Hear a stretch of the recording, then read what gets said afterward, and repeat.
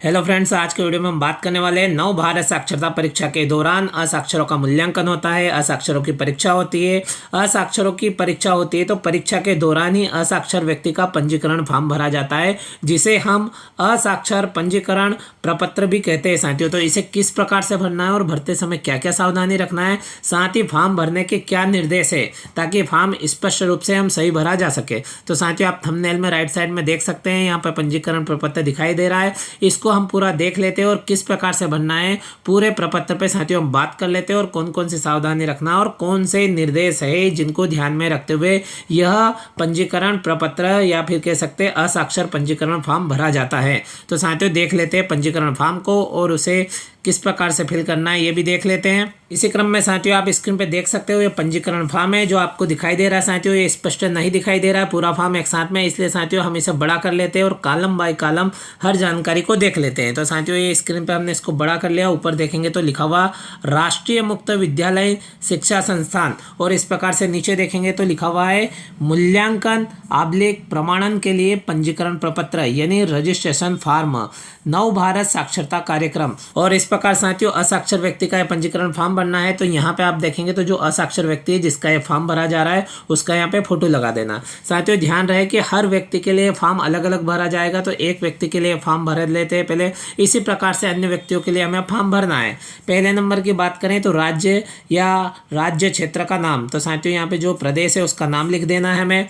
इसी क्रम में देखें दूसरे नंबर पर लिखा हुआ है जिला, तो साथियों अगले कॉलम में यहाँ पे जिले का नाम लिख देना है। इसी प्रकार से पंजीकरण संख्या की बात करें तो हमें यहाँ पे पंजीकरण संख्या यानी रजिस्ट्रेशन नंबर यहाँ पे फिल करना है। यहाँ पे आप देखेंगे तो कॉलम दिए गए हैं, तो पहले नंबर पे यहाँ पे 11 कॉलम है और उसके बाद में डंडा खींच के आबलिक करके 3 कॉलम और दिए गए। इस प्रकार से 14 अंकों का रजिस्ट्रेशन नंबर हमें यहाँ पे लिखना होगा। तो साथियों रजिस्ट्रेशन नंबर लिखने के लिए हमें क्या सावधानी रखना है, तो साथियों जिस परीक्षा केंद्र पर या फिर जिस सामाजिक चेतना केंद्र पे असाक्षर व्यक्ति वो परीक्षा दे रहा है यानी असाक्षर व्यक्ति का जो परीक्षा केंद्र है उस विद्यालय का 11 अंकों का डाइस कोड हमें यहाँ पे फिल कर देना है। ये 11 कॉलम है यहाँ से यहाँ तक साथियों आप देख सकते हो इस प्रकार से। अब यहाँ पे आपको संकेत भी मिलेगा कि यू डाइस कोड 11 डिजिट, तो विद्यालय का जो डाइस कोड होता है 11 अंकों का होता है, वो साथियों हमें यहाँ से यहाँ तक फिल कर देना है। इस प्रकार से 11 डिजिट हमारी कंप्लीट हो जाएगी। अब साथियों आगे 3 कॉलम और आपको यहाँ पे देखने को मिल जाएगा। इन 3 कॉलमों में क्या लिखे हैं, तो साथियों उदाहरण के तौर पर हमारे पास में मान लो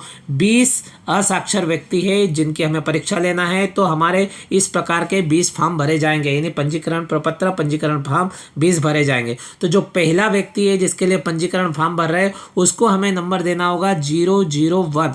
तो इस प्रकार साथियों आपके जो लास्ट के जो 3 कॉलम दिख रहे हैं तीनों कॉलम फिल हो जाएंगे।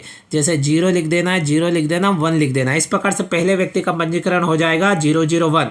पहले उस परीक्षा केंद्र का 11 अंकों का डाइस कोड हो जाएगा साथियों। फिर दूसरे नंबर पे 001 से हमें जो असाक्षर व्यक्ति है उसका क्रम लिखना है, तो पहले व्यक्ति का इस प्रकार से हो जाएगा। अब दूसरे की बात करें तो इसी क्रम में हम नीचे लिख देते हैं जैसे 002। इस प्रकार से अगले फॉर्म में आपको 002 लास्ट में लिखना है, फिर 003, 004, 005। इस प्रकार साथियों आपको क्रम बाय क्रम इनकी रजिस्ट्रेशन संख्या हर फॉर्म पे लिखते जाना है। तो साथियों ये बात हो गई। इसी क्रम में हम नीचे देखें तो आगे दिया गया है मूल्यांकन का तरीका यानी अगला कॉलम है मूल्यांकन का तरीका। तो साथियों दोनों में से किसी एक कॉलम पे राइट लगा दे, मूल्यांकन परीक्षण या फिर असेसमेंट टेस्ट, दोनों में से किसी एक कॉलम पे राइट का निशान लगा दे। फिर अंग्रेजी में शिक्षार्थी का नाम यानी जो असाक्षर व्यक्ति है जो साक्षरता परीक्षा दे रहा है उस व्यक्ति का नाम लिखना है और यहाँ पे स्पष्ट लिखा है अंग्रेजी में लिखना है और इन कैपिटल लेटर्स है यानी जो पहले ABCD है कैपिटल लेटर है उसी में हमको यहाँ पे उनका नाम लिख देना है। फिर इसी के अगले कॉलम की बात करें तो शिक्षार्थी के पिता का नाम, तो जो शिक्षार्थी है यानी जो असाक्षर व्यक्ति है उनके पिता का नाम आ जाएगा साथियों यहाँ पे।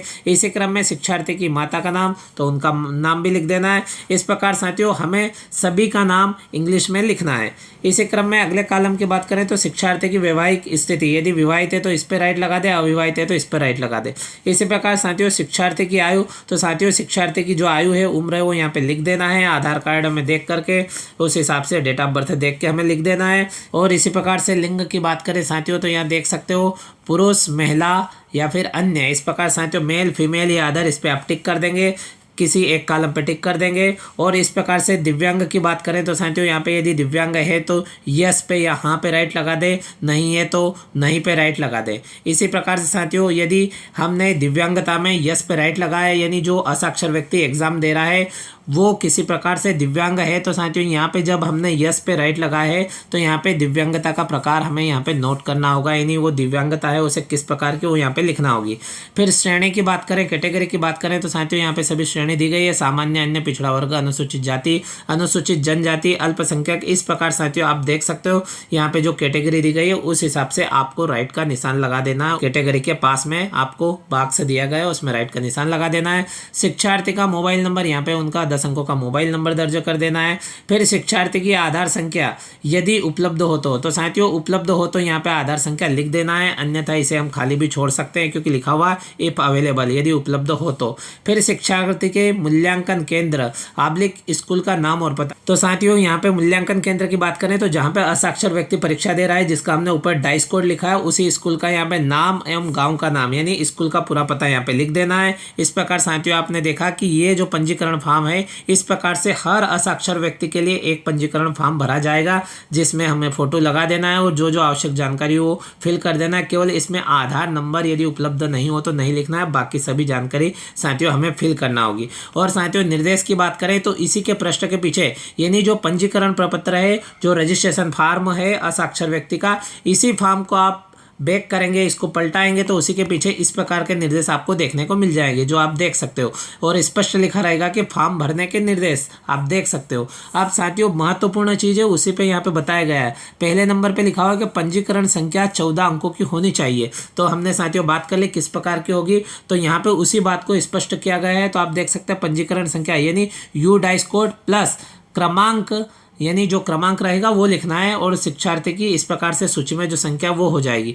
अब साथियों यहाँ पे हम बात करते हैं तो यहाँ पे दिया गया है कि जीपी आब्लिक गांव आब्लिक वार्ड की सूची के अनुसार। तो साथियों ये चीज़ें हमारे पास में नहीं है, आसानी से अवेलेबल क्या हो जाता है तो जो 11 अंकों का परीक्षा केंद्र का डाइस कोड है वो लिख देंगे। फिर यहाँ पे हम 001 से पहले असाक्षर व्यक्ति की संख्या लिख देंगे, फिर दूसरे की पंजीकरण संख्या 002 हो जाएगी। और इस प्रकार से आप देखेंगे तो जो हमारा डाइस कोड होता है उसमें पहले जो 2 अंक होते हैं वो राज्य का कोड होता है, दूसरे 2 अंक होते हैं वो जिले के कोड होते हैं, तीसरी बार में जो 2 अंक होते हैं ब्लॉक के कोड होते हैं और इस प्रकार साथियों अगले जो 3 अंक होते हैं वो ग्राम आब्लिक वार्ड कोड होते हैं और इस प्रकार से जो लास्ट के 2 अंक होते हैं वो स्कूल कोड होते हैं।